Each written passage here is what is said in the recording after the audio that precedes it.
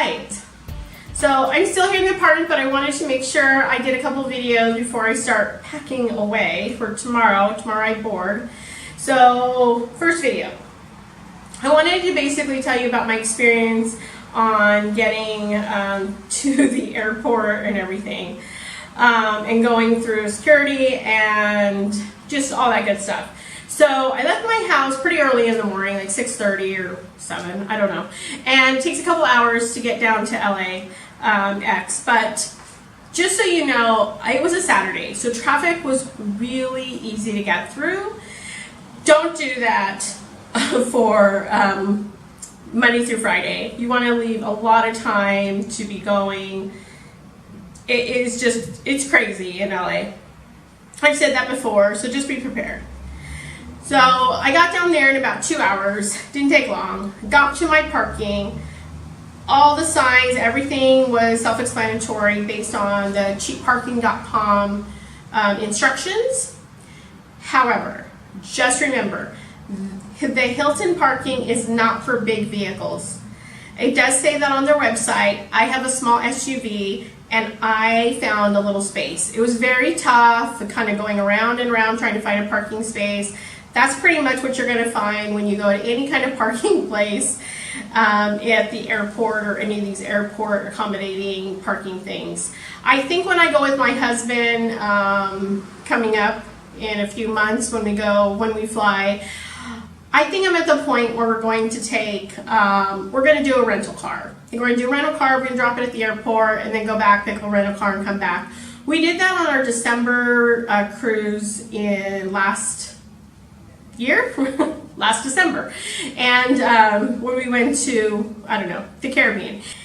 And so it actually worked out really well for us having that, because now I have that experience of parking this time and renting a car. I'm ready to pay the extra $50 to rent the car.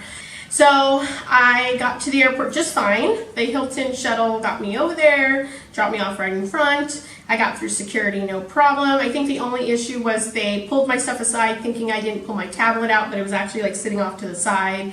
And he's like, oh, it's right here. And I said, yes. And he's like, he goes, it registered that it was inside your bag. And I said, nope. And so he got that, and I was good to go. Got myself together, went and kicked back. I grabbed some food. Just so you know, LAX airport, they believe that their food is brought down from the heavens, made with magic gold fairy dust, because everything is 20 bucks. You cannot find anything cheap. I'm serious. I mean, maybe. But if you want a meal, it's figure $20 to $25. It's just absolutely insane. I think they really take advantage of people who have long layovers or things like that, or waiting or delays and stuff like that. I just think it's ridiculous. So, and they do have some Panda Express, KFC and stuff like that, but I just they don't have I just wanted like some eggs and toast or something, and it was, for me, that was $16. Plus some water, so it was 20 bucks. I was like, that's ridiculous. Their eggs must be made of gold. So I was really upset to start off. I just don't like that. I don't like places taking advantage of people.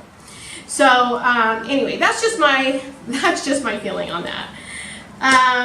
Anyway, otherwise, LAX was, other than the food costs, it provides everything else. You have a lot of options there. I did get euros at the airport, which they say do not do because it's the most expensive, but I actually felt that that was the best way to go, because as soon as I got off the plane, I was going to have to pay for a taxi, and I felt safer having some euros with cash than anything. So I did do that. So that gave me some time to kind of wander around, get my euros, hang out, and then about maybe 2 hours later, I got on my plane. I think it wasn't that long, maybe about an hour and a half. So I just watched some TV and stuff. They always have Wi-Fi at the airport. Pretty much every airport has that now. So threw on some Netflix, and it killed some time. And so then, getting on board, we were on time, on schedule. So I was texting my family saying, I love you, I'm on my way, I'm on the plane. And they were like, I love you. And so I exchanged those, and then I was like, okay, all right, put my phone in airplane mode, shut it off. I literally power everything down, put it away, and we were sitting there. And then the captain came on. We literally started taxiing back, and then the captain came on and said there was an oil pressure issue.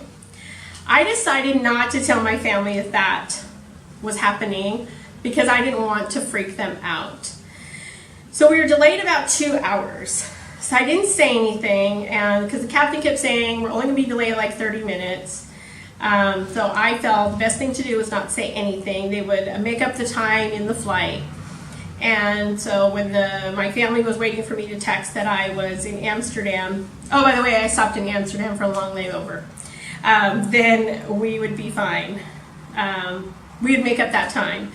So I knew I'd be able to text them and say, hey, I'm here, and not really freak them out. But yeah, that did happen. But KLM was great. I've heard the horror stories where people don't let you get up, they don't let you eat, they don't let you use the bathrooms or nothing. They let us get up, walk around. It was 2 hours. Brought us out some refreshments. The guy next to me was having some alcohol, and people were using the restrooms and stuff. And then finally we were set to go. Yay! So we took off and we landed in Amsterdam. Pretty much almost on schedule, maybe like 40 minutes off. And when we got there, we were fine, obviously. And then I decided I had two options. I could either go into Amsterdam and have a good time, or I could get some rest. So at this point, by the time we got off the plane, we were 40 minutes behind. I would have to go put my luggage in a locker, then go get a ticket to get on the train. I literally probably only have about 3 hours in Amsterdam. And I was tired because that guy kept laying on me. So I decided I was going to get some sleep. So I texted my husband I was just going to get some sleep. I curled up with I used my bag as kind of a pillow, and there's literally hardly no place to really sleep. All of the benches in the Amsterdam airport, all of them have an armrest. So you literally can't lay down. It's not allowed. So I found these really comfortable chairs, and I put my bag there. Luckily, I'm short enough, and kind of not super small, but small enough to where I could curl up and lay on that. And I fell asleep for about an hour and a half. And then I got up, and they didn't have my gate. Like, I kept checking for my gate, and they didn't record my gate. So I didn't know where I was going in the Amsterdam airport. So about that time, I got up. I went to the big video boards because I kept looking online, nothing. So I looked at the video boards, finally found my flight, and I had to go. So it literally was on the other side of the airport. So it's good I went and checked. So please always make sure you're kind of checking the video boards if your gate doesn't pop up on your voucher or your ticket. So I went over there. Now, I did check my luggage, which I wasn't planning on doing, as you saw in my packing video. Some things had changed. Obviously, it was a good thing because it rained and poured here, and I needed some sweaters and boots and a rain jacket and stuff like that. So it was good that I threw some sweaters in, and my boots and my raincoat, and I think that's it. But I still have some shorts and my little dresses and stuff like that, like this dress and stuff. So it all worked out well, but I'm glad. But I did check my luggage, and I was really scared that they would lose my luggage with that really long layover in Amsterdam, not getting it, especially when I kept seeing that there was no gate. I'm like, how do they know where to put my luggage? But just so you know, got my luggage. And so we boarded the flight in Amsterdam. All that went pretty well. And then, and I did eat a little bit there. It wasn't a whole lot. It was actually very friendly with pricing wise. There was a place called Grab and Fly, and I got like a little, it was a sausage pastry type thing. And they had some little Pringles chips, which I should not be eating, but I got those and some water, and that was pretty much it. And didn't do too much. I took some Milano crackers or cookies and some peanut butter crackers and stuff like that. So I had other snacks. Oh, and I got a banana. I just think that helps. me. And so anyway, let's see. So I did that, got on the plane, landed wonderfully in Rome. Only took a couple hours. That was good. And then got off, and then they went to the baggage claim. All was easy to find there here in Rome.